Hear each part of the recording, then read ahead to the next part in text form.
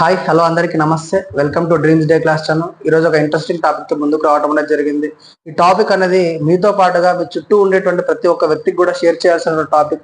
అదేంటంటే ప్రపంచవ్యాప్తంగా దాదాపు మనకు 7 ఖండాలు ఉన్నాయి. అందులోపల రెండవ అతిపెద్ద ఖండంగా మనం ఆఫ్రికా ఖండాన్ని చెప్పుకుంటాం. ఆ ఆఫ్రికా ఖండానికి సంబంధించినటువంటి ఒక ముఖ్యమైన అంశం గురించి ఈ యొక్క వీడియోలో మీ అందరికీ తెలియజేయబోతున్నా. ఆ యొక్క అంశమే the great green wall project అనేటువంటి ఒక ముఖ్యమైనటువంటి ప్రాజెక్ట్ గురించి ఒక వీడియోలో మీకు తెలియజేయబోతున్నా. మరి అసలు the great green wall project అనేది ఏంటిది, దాన్ని ఏ ఉద్దేశంతో ఆఫ్రికా ఖండం లోపల మొదలు పెట్టడం జరిగింది, దానికి సంబంధించిన పూర్తి సమాచారం గురించి ఈ యొక్క వీడియోలో మీ అందరికీ తెలియజేయబోతున్నా. కాబట్టి వీడియో ఎవరు కూడా స్కిప్ చేయకుండా లాస్ట్ వరకు చూసేటువంటి ప్రయత్నం చేయండి. సో ఆఫ్రికా ఖండం లోపల ప్రపంచంలోనే అతిపెద్ద ఎడారి అయినటువంటి సహారా ఎడారి ఆఫ్రికా ఖండంలో ఉండటం అనేది జరిగింది. ఈ యొక్క సహారా ఎడారి అనేది సంవత్సరాలు గడుచుతున్న కొద్దీ దాని యొక్క విస్తీర్ణాన్ని పెంచుకుంటూ వెళ్ళటం అనేది జరిగింది.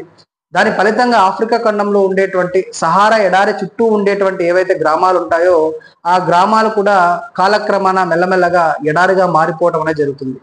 కారణం ఏంటంటే ఎడారి ప్రాంతాల్లో వచ్చేటువంటి ఇసుక తుఫాన్ల కారణంగా అక్కడ ఉండేటువంటి ఇసుక అనేది మెల్లమెల్లగా కొట్టుకొని వచ్చి గ్రామీణ ప్రాంతంలో ఉండేటువంటి పొలాలలో పడడం ద్వారా ఆ యొక్క పొలాలు అనేవి కూడా పూర్తిగా ఎడారిగా మారిపోయేటువంటి పరిస్థితి అక్కడ ఏర్పడడం అనేది జరిగింది. ఫలితంగా అక్కడ పంటలు పండకపోవటము, అక్కడ ఉండేటువంటి నేల లోపల సారం అనేది తగ్గిపోవటము, దానివల్ల అక్కడ కరువు ఏర్పడి ప్రజలు అనేటువంటి వాళ్ళు విపరీతమైనటువంటి ఆహార కొరతతోటి ఇబ్బంది పడటం అనేది జరుగుతుంది.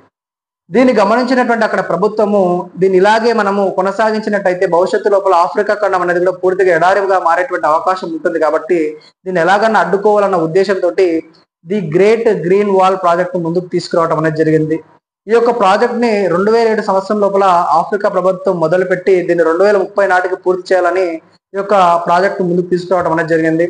ఈ ప్రాజెక్ట్ యొక్క ముఖ్య ఉద్దేశం వచ్చేసి 2030 నాటికి 8,000 కిలోమీటర్ల పొడవు, 5 కిలోమీటర్ల వెడల్పుతోటి ఈ యొక్క గ్రేట్ గ్రీన్ వాల్ ప్రాజెక్ట్ ని ముందుకు తీసుకుపోవాలని ఆశించింది. దీనిలో భాగంగా ఆఫ్రికా ఖండం మధ్య భాగం లోపల ఎక్కడైతే సహారా ఎడారి విస్తరిస్తున్నదో ఆ ప్రాంతం లోపల చెట్లను నాటి ఆ యొక్క ఎడారి యొక్క విస్తీర్ణాన్ని తగ్గించే ప్రయత్నంలో భాగంగా ఈ ప్రాజెక్టు ముందుకు తీసుకోవడం అనేది జరిగింది.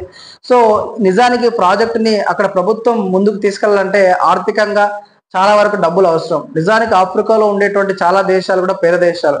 అక్కడ చాలా వరకు అన్ని దేశాలు కూడా ఆర్థిక పరమైనటువంటి ఇబ్బందులు ఎదుర్కొంటాయి. కాబట్టి అక్కడ ఉండేటువంటి ప్రభుత్వం ఏం చేసిందంటే అక్కడ నివసించేటువంటి ప్రజల యొక్క సహకారంతో యొక్క ప్రాజెక్టు ముందుకు తీసుకుపోవడం అనేది జరిగింది.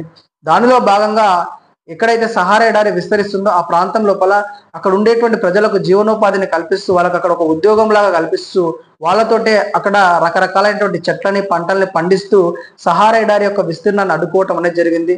తత్ఫలితంగా ఆ ప్రాంతం లోపల రకరకాలైనటువంటి కూరగాయలు మరియు రకరకాలైనటువంటి పండ్ల చెట్లని మరియు అదే విధంగా వివిధ రకాలైనటువంటి చెట్లను ఆ ప్రాంతంలో నాటడం ద్వారా ఆ ప్రాంతంలో ఉండేటువంటి ప్రజలకు ఉపాధి దొరికినట్టయింది. దాంతో పాటుగా ఆ ప్రాంతం అనేది కూడా ఒక అడవి మాదిరిగా మారిపోవటం అనేది జరిగింది. దీనివల్ల ఏమైందంటే ఎడారి ప్రాంతం నుంచి వచ్చేటువంటి ఇసుక అనేది ముందుకు వెళ్లకుండా ఇక్కడ ఉండేటువంటి చెట్లు మొత్తం కూడా ఆ యొక్క ఇసుకని ఆపివేయడం అనేది జరిగింది. దాని కారణంగా సహారా ఎడారి యొక్క విస్తీర్ణం అనేది ప్రస్తుతం ఆగిపోవటం అనేది జరిగింది. కాబట్టి ఈ యొక్క ప్రాజెక్ట్ అనేది మనం ఆఫ్రికా ఖండంలో ఉండేటువంటి ఆ దేశాలకు మాత్రమే కాకుండా ప్రపంచంలో ఉండేటువంటి అనేక దేశాలకు కూడా ఇన్స్పిరేషన్ గా మారింది. ఎందుకోసం అంటే ఈ భూమిపై ఉండేటువంటి ప్రతి జీవి కూడా బతకాలంటే ఖచ్చితంగా వాటికి కావాల్సింది ఆక్సిజన్. కాబట్టి ఆ ఆక్సిజన్ అందించేటువంటివన్నీ కూడా చెట్లే. కాబట్టి మనిషి అనేటువంటి వాడు తన స్వార్థంతో తనకు నచ్చినట్టుగా తన విచ్చలవిడిగా తన అవసరం కోసమని ఈ యొక్క భూ ప్రపంచంపై ఉన్నటువంటి దాదాపు కొన్ని వేల విస్తీర్ణంలో ఉండేటువంటి అడవులను మొత్తం కూడా నరికివేసి భూమిపైన చెట్లు అనేటువంటివి లేకుండా చేసేటువంటి ప్రయత్నం మానవుడు చేస్తున్నాడు. కానీ ఇక్కడ ఒకటి గుర్తుపెట్టుకోవాలి, ఎప్పుడైతే భూమి మీద చెట్లు అనేవి లేకుండా అప్పుడు భూమి పైన మనిషి అనేటువంటి వాడు కూడా ఉన్నాడు. కాబట్టి మనం అందరం ఆలోచించాల్సినటువంటి విషయం ఏంటంటే భూమిపైన ఉన్నటువంటి చెట్లని మనం కాపాడితే ఆ చెట్లు అనేవి మనల్ని కాపాడుతాయి. కాబట్టి మన దేశంలో కూడా ఇలాంటి ప్రాజెక్ట్స్ అనేవి ముందుకు రావాలి. లేదంటే రేపు భవిష్యత్తులో భారతదేశం అనేది కూడా ఒక ఎడారిగా మారేటువంటి అవకాశం ఉంటుంది. కాబట్టి ప్రతి రాష్ట్రం లోపల కూడా అక్కడ ఉండేటువంటి ప్రభుత్వాలు కూడా తమ బాధ్యతగా తీసుకొని ఆ ప్రాంతం లోపల మొక్కల్ని నాటినట్లయితే ఖచ్చితంగా ఆ యొక్క ప్రాంతాలు అనేవి కూడా సస్యశ్యామలంగా మారి విపరీతమైనటువంటి వర్షాలు పడి అక్కడ ఉండేటువంటి ప్రజలకు సకాలంలో వర్షాలు పడడం ద్వారా మంచి పంటలు పండి ఆ రాష్ట్రం అనేది ఆర్థికంగా అభివృద్ధి చెందేటువంటి అవకాశం ఉంటుంది. కాబట్టి మన ప్రాంతం లోపల కూడా మొక్కలు నాటడం అనేది చేయలేదు. మొక్కలు నాటం అంటే ఏదో నామకే బాస్ మొక్కల్ని తీసుకొచ్చి అక్కడ నాటి వదిలేస్తే కాదు, దాన్ని పెరిగి పెద్దగా అయ్యే వరకు వాటి యొక్క బాధ్యతలు అనేవి కూడా ప్రభుత్వం తీసుకున్నట్టయితే అప్పుడు మాత్రమే ఈ యొక్క అడవుల విస్తీర్ణం అనేది మన రాష్ట్రాల్లో పెరిగేటువంటి అవకాశం ఉంటుంది. కాబట్టి ఇప్పటికి కూడా తెలంగాణ రాష్ట్రం లోపల హరితహారం లాంటి రకరకాల కార్యక్రమాల ద్వారా కూడా తెలంగాణ రాష్ట్రం లోపల అడవులను పెంచడం కోసం ముందుకు వెళ్ళటం అనేది జరుగుతున్నాయి ప్రభుత్వాలు. ఇవన్నీ కూడా మనందరికి కూడా ఒక మంచి శకునాలుగానే భావించాల్సిన అవసరం ఉంది. సో ఇలాంటి కార్యక్రమాలను మనం అలాగే ముందుకు తీసుకుపోవాలి.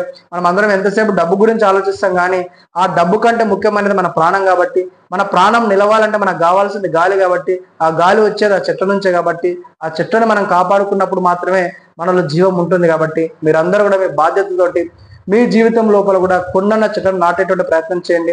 మీకు సంబంధించినటువంటి ముఖ్యమైనటువంటి రోజులు ఏవైతే ఉంటాయో ఆ రోజులలో కూడా మీ జ్ఞాపకార్థంగా మీ పేరు పైన ఎక్కడైనా ఒక ప్రాంతం లోపల చెట్లు నాటేటువంటి ప్రయత్నం చేస్తారని, ఈ భూమండలం మొత్తం కూడా పచ్చదనంతో నిండుకున్నప్పుడు మాత్రమే భూమి పైన ఉండేటువంటి ప్రజలందరూ కూడా సుఖ సంతోషాలతో ఉంటారన్న ఉద్దేశంతో మీ అందరికి ఒక చిన్న సమాచారం ఇవ్వాలన్న ఉద్దేశంతో ఒక వీడియో చేయడం అనేది జరిగింది. కాబట్టి మీ ఇంటి చుట్టుపక్కల ప్రాంతంలో కూడా చెట్లను నాటి స్వచ్ఛమైనటువంటి గాలిని పీల్చుకొని మీరందరూ కూడా 100 సంవత్సరాలు ఆయుర ఆరోగ్యాలతో జీవించాలన్న ఉద్దేశంతో ఈ యొక్క వీడియో చేయడం జరిగింది. సో వీడియోలో ఏమైనా తప్పులు ఉంటే నన్ను క్షమించండి. ఈ వీడియో మీ అందరికి నచ్చినట్టయితే ఈ యొక్క వీడియో కింద లైక్ చేసేటువంటి ప్రయత్నం చేయండి. ఇలాంటి మంచి మంచి వీడియోస్ కోసం మన ఛానల్ సబ్స్క్రైబ్ చేసుకుంటారని ఆశిస్తున్నాను. మరొక మంచి వీడియోతో ముందుకు వచ్చేటువంటి ప్రయత్నం చేస్తాను. అందరికీ ధన్యవాదాలు.